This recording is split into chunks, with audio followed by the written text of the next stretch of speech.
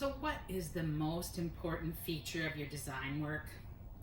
Today we're going to look at focal point in our Design 101 series with Limbush roses.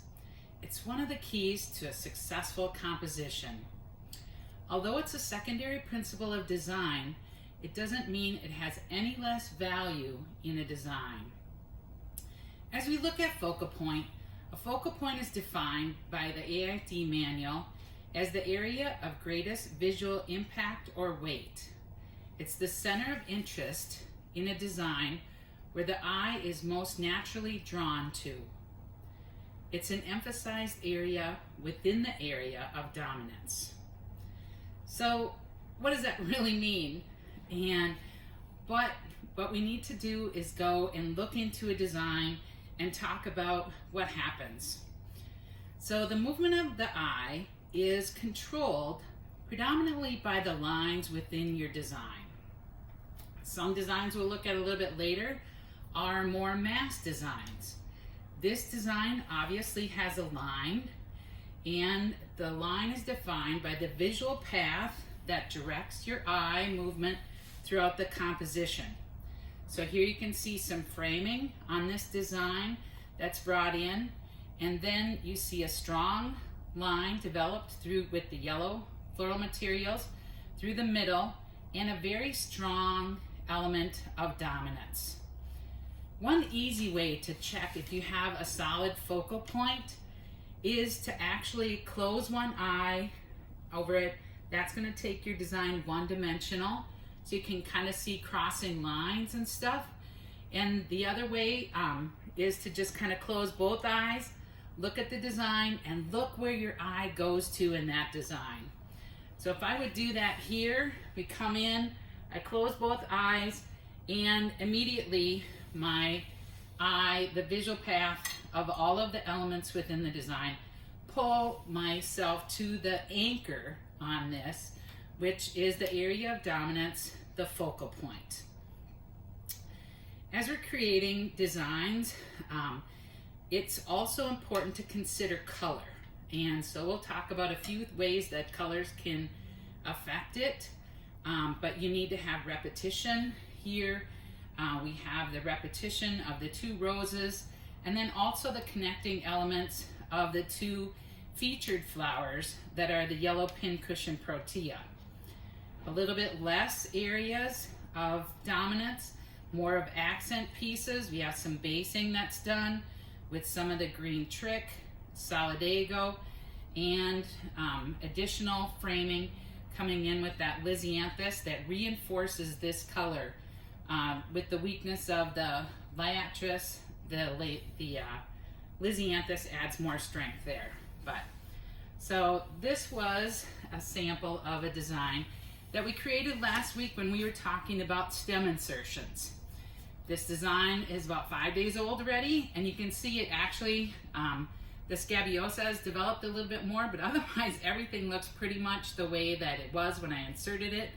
I did take it home and have it in my kitchen in my house, so it wasn't in a cooler, but it just shows the importance of making sure that you hit that target of those stem insertions. So if you missed that video, go back on our Facebook and take a look at that stem insertion video. It's a really important detail. All right, so let's take a look at our next design, and we talk about flowers. If I had done a blind test for you and asked you what is more dominant, a rose lily or spray roses, standard roses, mini gerbs, or carnations, what do you think your answer might have been? Probably most people are going to say the rose lily, thinking about the size of that floral material and the scope of it. It is definitely going to create an area of dominance. But as we're going to create this design, actually look at the difference here. The spray roses with their rich color and the impactful color almost kind of compete for attention. So we have to think about how those floral elements interact within a design. White is another color that draws a lot of attention. So it will be a competing color. If I have this in the focal area and I have white out to the side, it's going to draw my attention because white attracts light, and thus it attracts the movement of your eye to it. So you need to consider the placement of those materials within the design as well. All right, so we are just going to create a design here and just talk about some of those elements within it and some of the subordinate design pieces. On here, the spray rose with the dominance, I'm gonna start with this, and I'll start my designs. I do the outside first, and this is gonna create a stem grid. In here, you can see I'm creating X's within the design, and that's gonna create a grid within the vase that I'll utilize. Instead of doing a taped grid or something, I use my stems to become that mechanical element within the design that'll be a supporting mechanic. Coming in with a few of the other flowers here. Coming back, and one of the things we talked about last week was if you're a less experienced designer, to pull that vase to the edge of the table, you can kind of pinch off and see where you want to cut those stems. Now, once you're like me and been in the business a while, you can kind of measure that visually and just get used to how that impacts that. So this is kind of our base. You can see we spread the color out. We've done some groupings, but thinking about how that color is distributed. So next I'm going to come in with my star of the show. I need to add a little bit of foliage now. So once I have that outer grid in, this is when I come in and add some of those foliage elements and coming across and supporting those X's that are in there already, and this will just tighten it up and kind of finish off our stem grid. Now when I come in with my center focal flower, I'm going to be able to put that in and have it stand up beautifully. I got it a little long, should have followed my own advice and figured out where we wanted it. But there you can see how this is going to become a more dominant feature. So I not only want to think about how it looks today when I'm putting it in, but also how it's going to mature. If you're putting in lilies that are really tight and you don't have space for them to open up, you're really cheating your customers out of that extra value within a design that you can add just by spacing those things out. Next, we're going to come in and add in some of the roses here, and I just want to show you a little bit here. If I would bring both of these out here, how that competes with that rose lily in the middle, even though it's the same color range. Sorry, with me pulling things in and out is popping my arrangements apart, but so you can just see visually how that would be impacted. So we're going to put these in, but put them in a couple groupings.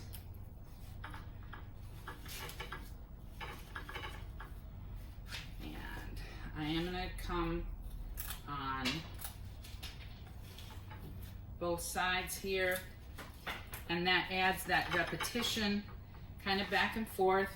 but creating kind of a visual path through the design that way. My spray roses became kind of a triangle at the base with those spreading those color out.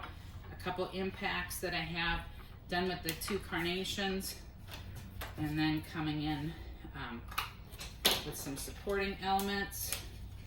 We're gonna just add in some of our decorative foliages. By using less basing foliages, it's gonna draw more attention to the decorative pieces that I've come in, and it's gonna come in with those on the edges that it kind of finishes that design off. So we have a couple supporting things. I'm gonna come in with my mini gerbs last, but so just to add some depth in there, I'm gonna come in and add some of this green trick down below the plane of my focal flowers, and then the different textural elements. So you want a variety of materials in your design work that creates interest and accent within. So I've got the green trick and then the waxy hypericum in contrast, and they make a great duo to kind of add that depth and pattern, and just kind of to accent that visual pathway through the design. Lastly, we're going to come in with some of the mini gerbs, and these we just want to kind of dance overhead. There. I like to use a turntable because it allows me to kind of see what's happening on all sides of the design. But got a couple groupings here. So I'm gonna, as I'm making the design, I don't do a ton of adjustment until the final. And then I'll inspect any flowers for any quality issues, any foliages, and just look at your overall composition. Today we are gonna add an accent piece of a foliage treatment. I did a braid on of lily grass, which we are gonna do a foliage little seminar, and I'm just gonna take the gerb and come in and tie that into the design.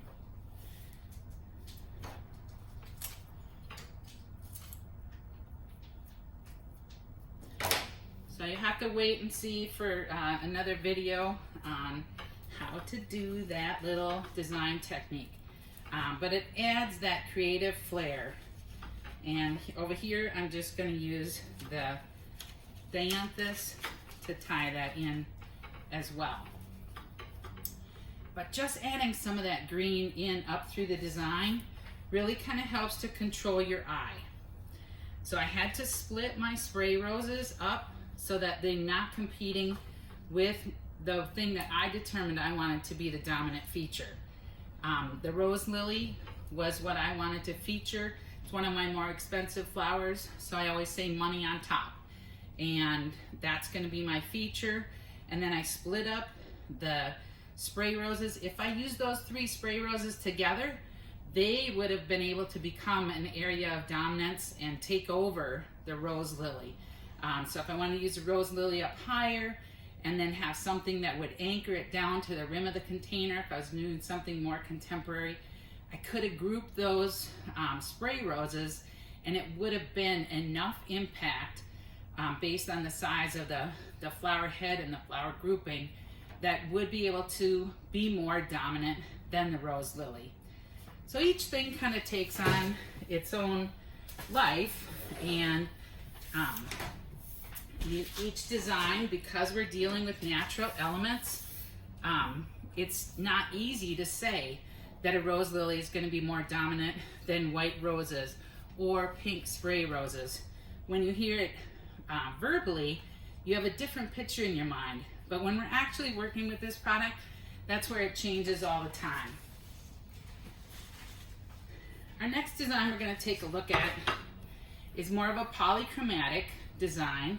So you can see it's multiple colors, and it's a normal vase design, and it's you know, it's acceptable. It's probably a lot of what we have coming out of a lot of different shops, but you can see how the yellow roses have really taken the control of the dominance within the design.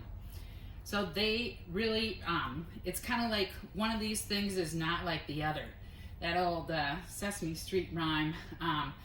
But so I either need to weaken this area of dominance and bring some of that yellow over there, and I could also add in some other materials, supporting materials, such as some yellow solidago coming in that would add a little bit more of that repetition of color. Look at the difference that that makes versus the weight of those 3 yellow flowers on one side made it feel visually unbalanced. And I went there and then my eye couldn't make it out to connect to the other elements of the design. So you do want to take that all into account. Another way to balance the dominance, instead of using these purple cremins, what I could do is come in, I'm going to pull these out, which they're, you know, a larger dominant piece.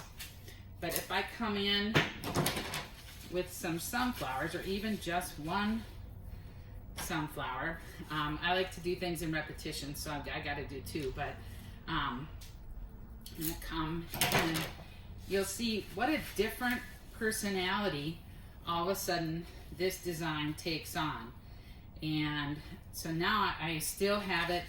I have to move this rose here, over in here. So now I could actually have those 3 roses together to have it feel more balanced throughout the design. But we're just gonna come in, just adding a little bit of this solidago so you can see the change that happens with those other pieces. And see, on this solidago, I broke off some side shoots, but rather than do 4 insertions, I'm gonna bring it together like it's a whole mass and do a cut and lay that together and just do 1 insertion in there. And then I'll just take these side shoots. This is just a way to be efficient with your labor. As we're designing, we're definitely doing things in groupings more, that adds more impact. I'm going to separate these a little bit. So I've got gerbs over here. That spray rose is really strong, and I need a little bit more of that balance over here. So taking that color and leaving those there, but bringing it back over in this area, then all of a sudden, even though they're different flowers, my eye movement throughout the design keeps on going to the different elements, and I'm using the repetition of color to be able to create a pleasing composition. All right. So we hope that you enjoyed the variety of focal points that we showed here, adding some creative flair, and how the weight of color, line, and the movement throughout the design of the eye really can affect the pleasing qualities of a design. I'm Sandy Schroeck for Lembush Roses, and this is our Design 101 series. If you like this video, I want to encourage you to subscribe and follow us on our social media channels with hashtag LBR Educates and LBR Inspires. I'm Sandy Schroeck. Thank you very much.